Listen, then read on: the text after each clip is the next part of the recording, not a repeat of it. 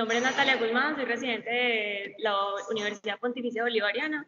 El día de hoy vamos a hablar de volvulo colónico. De antemano agradecerle al doctor Luis Emiro Vanegas por su asesoría en la charla. No nos puede acompañar hoy de forma presencial, está de forma virtual.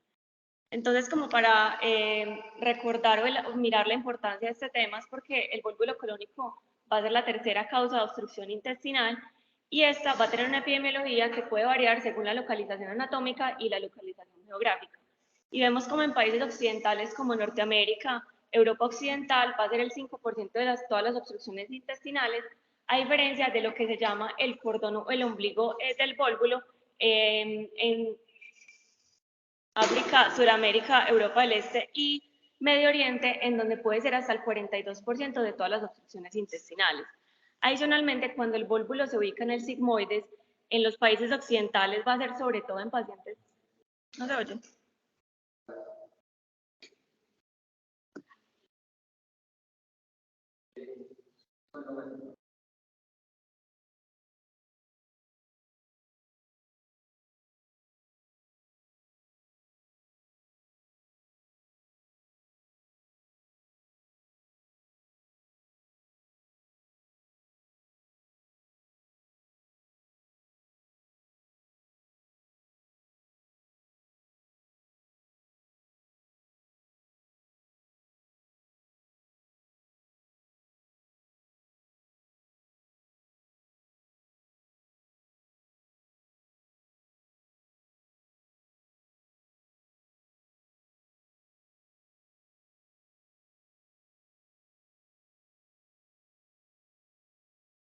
Ahí me escuchan, ¿cierto?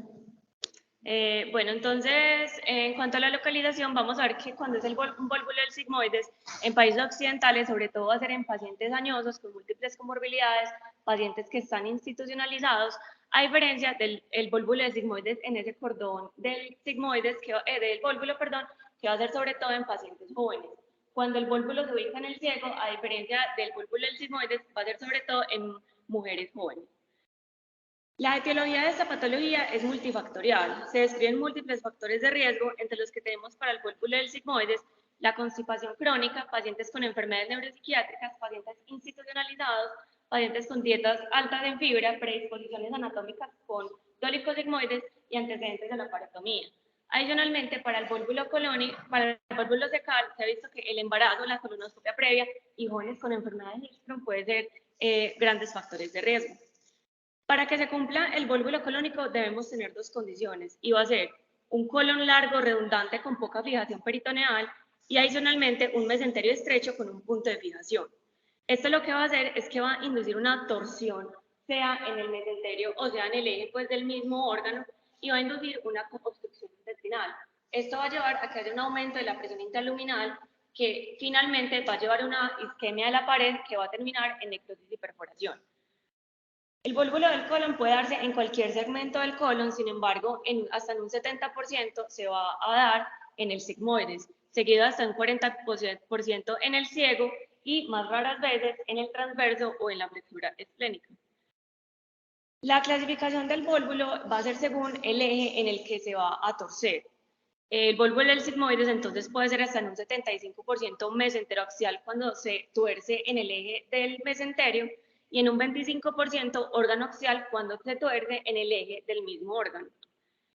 Adicionalmente, el vólvulo del ciego en un 90% puede ser mesentero axial, que es esta que vemos acá, y hasta en un 10% se describe la báscula secal, y es simplemente que el ciego se dobla hacia anterior. El diagnóstico de esta patología, vemos que en verdad la clínica y los laboratorios van a ser muy inespecíficos. Estos pacientes van a presentarse con síntomas de obstrucción intestinal, dolor abdominal, distensión, múltiples episodios eméticos con paro de platos y fecales, y hasta en un 25 a un 35% de los pacientes se van a presentar con signos de choque o de peritonitis. También vemos que los laboratorios van a ser inespecíficos y lo que nos van a predecir o lo que nos van a informar es cómo está esa viabilidad colónica. Y es por eso que es importante que nos basemos en los estudios imaginológicos que tenemos disponibles. Los rayos X de abdomen es como la imagen inicial que vamos a tener disponible. Para el diagnóstico del vólvulo del sigmoides puede ser diagnóstico hasta en un 81%, pero va a tener un menor rendimiento diagnóstico cuando hablamos de vólvulo del ciego. y va a ser patognomónico este signo que vemos acá, que va a ser el signo del grano de café. También vamos a tener disponible otras imágenes como la tomografía con contraste y los enemas con contraste. La tomografía de abdomen, por su alta sensibilidad y especificidad, es la imagen que tenemos ya como de elección. Y vamos a ver unos signos específicos, como va a ser el signo del pájaro, el pico del pájaro que vemos acá, que va a ser el punto o la zona de transición en donde está volvulado, el signo del remolino que lo vemos acá y es la torsión del mesenterio. Y adicionalmente también nos va a ser útil la tomografía porque nos va a permitir ver signos directos e indirectos de isquemia intestinal. Signos directos como una neumatosis intestinal, como hipercaptación del contraste en la pared, y signos indirectos como el neumoperitoneo, neumoporta o líquido libre. Adicionalmente, nos va a permitir la tomografía mirar el grado de dilatación colónica. ¿Y por qué es importante este grado de dilatación? Porque en los estudios, pues a lo largo de los estudios se ha visto que un diámetro secal por encima de 9 o en otros estudios de 12 centímetros va a ser indicativo de riesgo de perforación intestinal. Incluso hay estudios que hablan como a partir de 12 centímetros puede tener un riesgo de perforación de hasta el 100%. Adicionalmente, vemos que esto se mide, o los radiólogos lo van a medir desde la unión ileocecal hasta el extremo del ciego, y cuando hay una válvula ileocecal competente, podemos tener alto riesgo de una obstrucción en asa cerrada. También se habla que volúmenes cecales por encima de 400 centímetros cúbicos también podrían tener una correlación importante con el riesgo de perforación. Sin embargo, hay que tener en cuenta que eso se hace con programas especiales a través de radiología y nosotros no vamos a tener pues como esta disponibilidad. En cuanto a los enemas con contraste hidrosoluble, se habla en la literatura que este puede ser diagnóstico y terapéutico con una eficacia de hasta el 70%, y nuevamente vamos a ver el signo del pico del pájaro como indicativo pues, de la obstrucción. Las guías americanas hablan que este estudio podría ser útil únicamente en aquellos escenarios en los que con los estudios previos no se ha llegado a un diagnóstico certero, sobre todo para diferenciación con la pseudoobstrucción intestinal, en donde sí pasaría el contraste. En cuanto al tratamiento de esta patología, entonces basándonos en las últimas guías, de las guías americanas, nos hablan que el tratamiento se debe hacer principalmente en dos puntos principales, y va a ser evaluar la viabilidad colónica y mirar la localización del vólvulo. Entonces, si tenemos un vólvulo que es complicado, y complicado se va a definir como aquellos pacientes que están perforados, que tienen peritonitis o que ya tienen necrosis del colon, obviamente va a ser indicativo de cirugía. Pero en aquellos pacientes que no tengamos un vólvulo que no es complicado, es decir, que no cumplimos con todo lo anterior, es necesario mirar dónde está la localización del vólvulo para saber qué vamos a hacer. Si está en el sigmoides o si está en el ciego, que van a ser los más comunes, para mirar si los vamos a llevar a una volvulación endoscópica o una resección quirúrgica.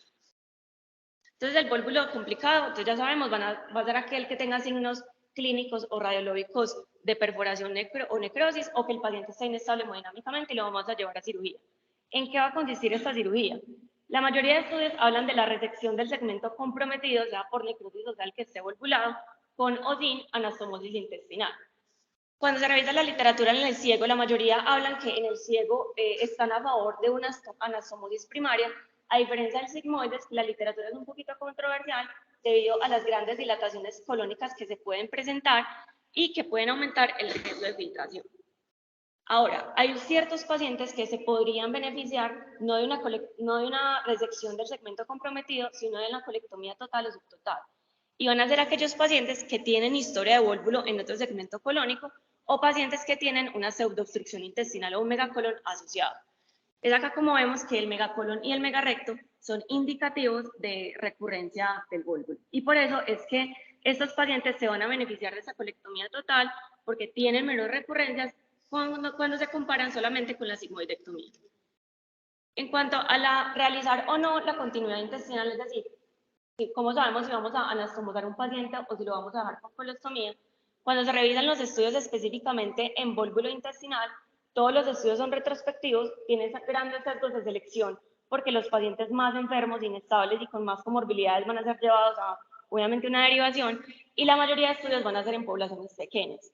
Lo que se habla es que la anastomosis primaria debería realizarse cuando usted tenga las condiciones locales adecuadas, cuando tengamos una irrigación, bordes sanos, cuando no tengamos una ausencia de contaminación en la cavidad, a diferencia de la realización de la ostomía, que va a ser aquellos pacientes que están perforados con necrosis y gangrena, con grandes dilataciones proximales y con inestabilidad hemodinámica.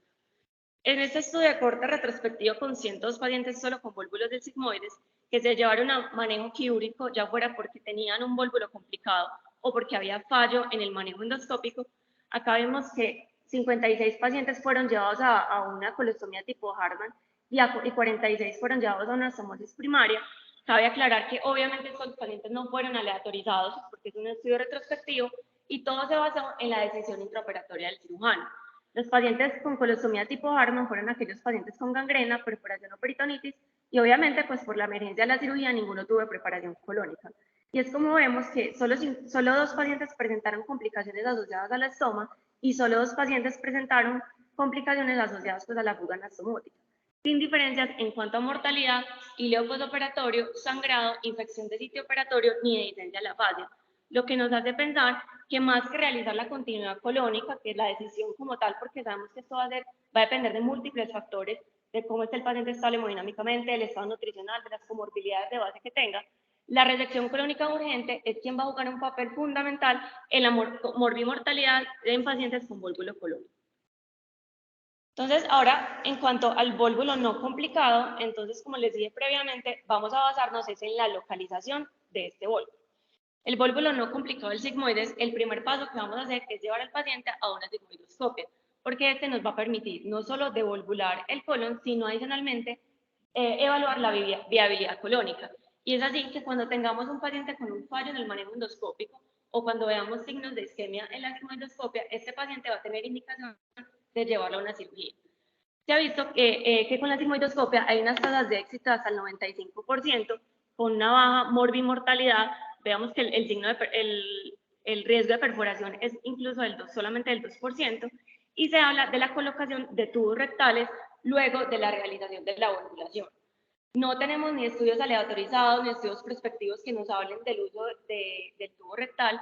Sin embargo, la guía americana habla que podría ser una opción y eso se deja a criterio, sea del endoscopista o del cirujano, dejarlo por 36 a 72 horas para ayudar a terminar de descomprimir el colon. Se habla del uso de la utilidad de la colonoscopia total, perdón, en pacientes solamente cuando usted tenga una sospecha de una enfermedad neoplásica o en pacientes que no tengan tamizaje para cáncer colorectal. Este era un videito pues que no alcanzó a bajar. Y acá, entonces, una vez que usted lleva al paciente a una devolvulación endoscópica, el siguiente paso es llevar al paciente a la cirugía. La ventaja de hacer esto por pasos es que no vamos a tener una cirugía emergente, sino que vamos a llevar a un paciente a la cirugía, una cirugía no emergente, una cirugía semielectiva. No tenemos tampoco RCTs ni estudios aleatorizados que nos hablen de cuál es el tiempo ideal para llevar al paciente a cirugía después de la valvulación. Sin embargo, sí existe un consenso que esto se debe realizar lo antes posible en la hospitalización pues, inicial, idealmente en los primeros 2 a 5 días después de la devolvulación endoscópica. Y el manejo operatorio va a consistir en una sigmoidectomía no oncológica. Y esto es porque se ha visto que solo con el manejo conservador, o sea, solo con la devolvulación, aunque vemos que tiene altas tasas de éxito, las tasas de recurrencia van a ser muy altas, de hasta el 86%, asociadas también a una mortalidad importante por la recurrencia del vólvulo y posibles riesgos de isquemia intestinal. Y es como vemos que cuando se hablan, los estudios que hablan de las recurrencias del vólvulo, vemos que evidentemente hablan que las descompresiones no operatorias endoscópicas tienen muy buenas tasas de éxito, sin embargo con altas recurrencias e incluso el riesgo de la recurrencia del vólvulo aumenta con cada episodio de volvulación que le dan. Y vemos que existen también otros factores de riesgo para esa recurrencia que son inherentes ya al paciente, como pacientes dañosos, pacientes con el primer episodio del vólvulo en edad temprana, dieta rica en fibra y pacientes masculinos. Entonces, la ventaja de realizar esto por pasos y de llevar una cirugía que es emergente a una cirugía semielectiva es porque vemos que la debemos hacer idealmente en el menor tiempo posible, porque hasta el 25% va a ocurrir en los primeros 15 días y hasta el 64% en los primeros 3 meses. Se ha visto que la cirugía electiva, además de tener una menor mortalidad y menor tasa de complicaciones posoperatorias, nos puede inducir o nos puede llevar a mayores tasas de anastomosis intestinal cuando se compara con una cirugía urgente. Tenemos factores asociados a mortalidad y complicaciones en estos pacientes. En la mayoría de estudios son enfáticos en que la cirugía emergente, la peritonitis y la necrosis colónica van a jugar un papel fundamental en la mortalidad de estos pacientes. Sin embargo, también existen otros factores de riesgo que van a ser obviamente los pacientes que tienen múltiples comorbilidades, mayores de 70 años, el consumo de cigarrillo, una asa mayor o igual a 4, y se describe también la cirugía abierta. Cuando se comparan pacientes que son llevados a las resecciones, sea por la laparoscopia o sea de forma abierta, se ve que en verdad los desenlaces son similares. Vemos como la morbilidad en cuanto a la infección de sitio operatorio y a la estancia hospitalaria sí podría ser un poco menor en los pacientes que son llevados a la laparoscopia. Sin embargo, la mortalidad y la recurrencia van a ser igual pues en los dos grupos de los pacientes. Ahora, cuando el vólvulo no complicado se da en el ciego, no se recomienda el uso de la valvulación endoscópica debido a que este no va a ser tan eficaz comparado con el vólvulo del sigmoides. Este va a ser eficaz solamente en un 5 a un 30%. Obviamente la cirugía, vamos a llevar esos pacientes a cirugía y va a consistir nuevamente en una resección que no va a ser oncológica con bajas tasas de recurrencia y bajas tasas de mortalidad. En la literatura se describen otro tipo de opciones quirúrgicas que se pueden tener. Una de ellas es la devolvulación quirúrgica sin resección, es decir, usted lleva al paciente a cirugía, le volvula quirúrgicamente pues, el colon, ve que está viable y lo deja quieto. Otra opción es realizar eso y hacer una secopexia o una colopexia o incluso adherirlo a la pared abdominal con tubos de secostomía. El problema es que se ha visto que estos van a tener alto riesgo de recurrencia y alto riesgo de morbimortalidad, precisamente porque entre más, si usted vuelve a presentar un nuevo episodio de vólvulo, va a tener nuevamente la posibilidad de que tenga una necrosis, una isquemia y una perforación. Los estudios que hablan cuando se comparan estas otras opciones terapéuticas que les mencioné previamente con la resección quirúrgica como tal, la mayoría son retrospectivos, aunque con una buena cantidad de pacientes, pero evidentemente nos hablan que las recurrencias pueden ser muy altas, incluso hasta el 48%, tanto una recurrencia temprana, pues que es durante la hospitalización, como una recurrencia tardía, comparado con un 0%, obviamente para las cirugías definitivas en donde se llevó a la resección colónica.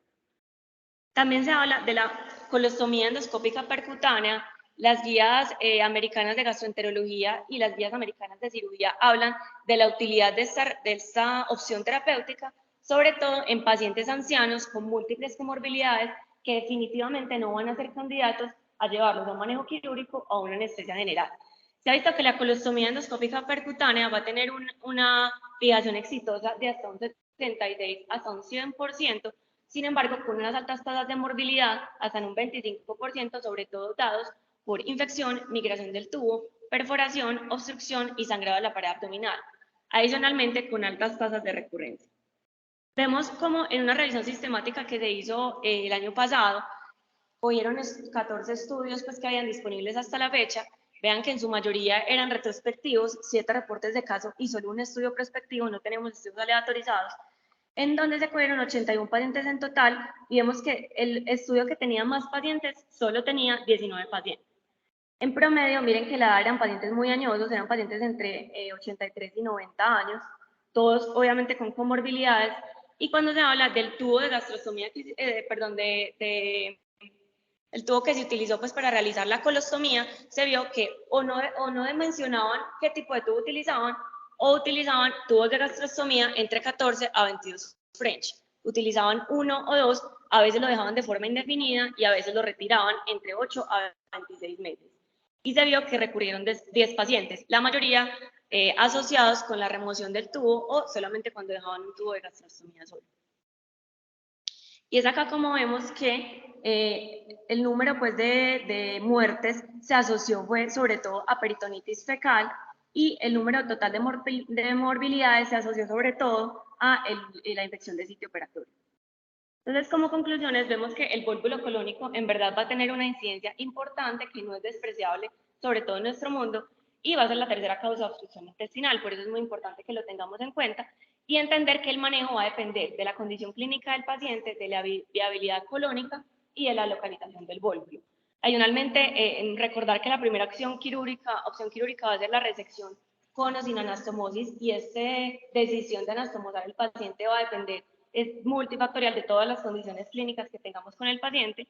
y que la cirugía semielectiva va a ser muy útil porque no solo nos va a evitar recurrencias, sino que va a aumentar la probabilidad de una anastomosis intestinal primaria.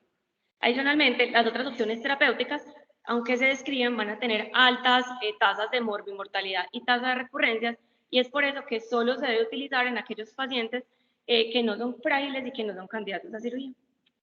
Muchas gracias.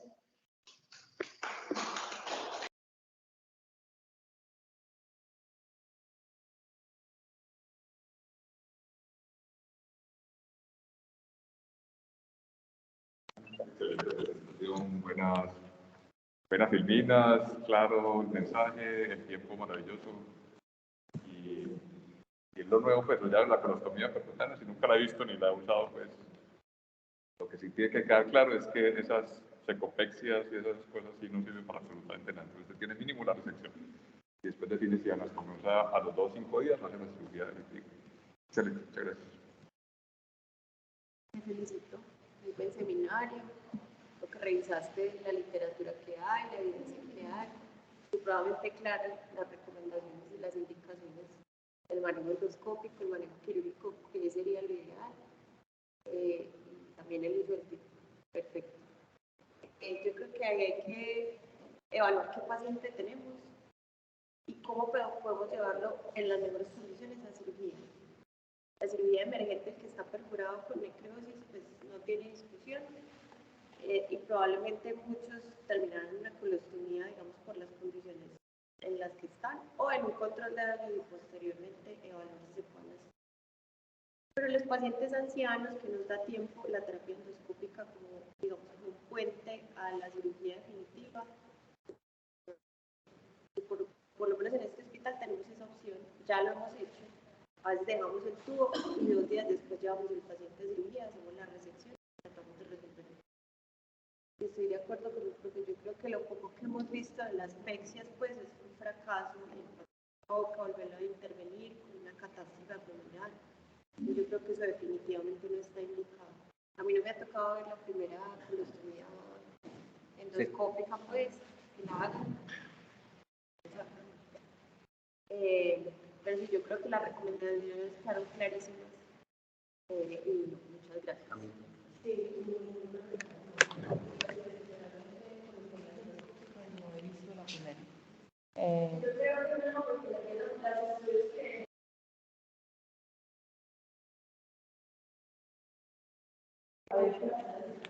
Habían unas que se planteaba bien, que era la descompresión, pero a través del apéndice, que era una de las que uno también sí escuchaba descripciones, pero hace muchísimo tiempo, pues eso jamás tampoco lo he visto hacer, pero pues muy interesante. Aunque sí tiene como cara que de pronto puede haber una alta tasa de fracaso, porque es que si hay una fuga ahí de materia fecal inmediatamente, pues porque no hay un sello, pues eso termina siendo un problema realmente. No confío mucho, pero de pronto puede ser un problema de experiencia también. Esto es que en toda cirugía de colon urgente o prioritaria, usted no tiene un colon preparado, ¿cierto? Difícilmente van a crear una sonda que drene popó, y más popó compactado con el que llega al sigmoides. Por eso fracasan tanto, por más diámetro que le coloque. Yo siempre he pensado desde que empecé, más o menos exactamente desde el 2018 para acá, cuando empecé a escuchar de este tipo de colostomía, siempre he pensado que dentro del armamento que uno tiene en un colon sigmoide urgente o emergente está la colostomía.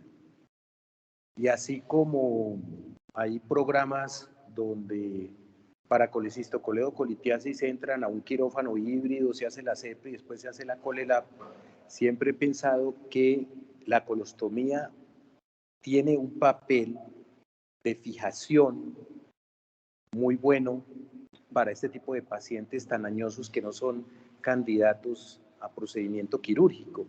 Y es no hacer la colostomía endoscópica percutánea, sino hacer el procedimiento a través del endoscopista que le permita a uno de una vez hacer la colostomía abierta en un quirófano híbrido, en una sala de endoscopia habilitada para esto. Entonces nos evitamos las complicaciones de poner una sonda de gastrostomía que no importa el diámetro que la ponga, por ahí no va a salir lo que queremos, no se va a descomprimir por ahí, descomprime más un enema por abajo que esa sonda. Entonces sería preferible que el endoscopista lo llamara a uno y le dijera, vea, ya le tengo el sigmoide extraccionado contra la pared, haga la colostomía. Y la colostomía sí descomprime. La colostomía es un procedimiento que con el colon, lo que se demora a usted es abocar traerse el sigmoides a la pared. Pero si él ya se lo trae, es incidirlo y como se hace una gastrostomía endoscópica percutánea. Una vez pegado a la pared está hecho el procedimiento. Entonces yo sí pienso que la colostomía, pero no endoscópica percutánea, sino abierta, asistida por colonoscopia, me parece que es una buena opción híbrida como en aquellos pacientes con viabilidad intestinal, obviamente, pero tan añosos que no tienen un sustrato médico para una resección y anastomosis. El otro problema es el punto de vista de que no solamente las condiciones locales, como tú lo decías, para hacer la anastomosis, sino definitivamente hacerle el Hartmann al paciente en la medida de que haya triada, la misma triada que se presenta en trauma, ¿cierto? Tiene acidosis, hipoxemia, hipotermia y todo este rombo, mejor haga la colostomía o abandone el cabo proximal y simplemente hace la sigmoidectomía y se va. Eso le permite reanimar y seguramente, como igualito se hace en trauma, volver y anastomosar. Sobre todo si tiene una válvula ileocecal incompetente, porque entonces ese colon proximal no se va a dilatar tanto y lo vas a poder anastomosar. Como un control de daños. Eso es lo promulgado. También empezar a hacer control de daños en abdomen no traumático, sino quirúrgico médico. Entonces están esas posibilidades. Pero pienso que en la medida de que uno pueda anastomosar, lo debe anastomosar si las condiciones sistémicas y locales lo permiten. Yo creo que lo más importante ahí es que cuando hacemos esa anastomosis, el problema no es el recto, porque el recto tiene su propia vascularización, su propia perfusión y vitalidad. El problema es la boca proximal, que a veces la esqueletizamos mucho, y el corte del meso tiene que ser perpendicular al borde colónico, porque a veces nos vamos con un meso así como en os. Aquí está la boca, nos vamos así en os, y resulta que desde acá usted ya se tumbó la marginal. Entonces aquí lo ve muy bonito pues mientras hace la anastomosis, porque hay ciertos vasos submucosos que te defienden la cosa, pero cuando ya lo pones bajo presión ya no es el mismo cantar, te lo va a cobrar. Entonces tratar de que la marginal se mantenga hasta el sitio donde usted corta el colon, que yo pienso que es el error por el cual muchas colorectales nos están filtrando acá.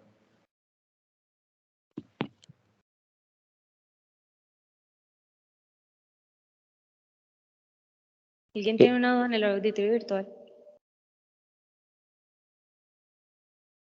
En Jama algún comentario.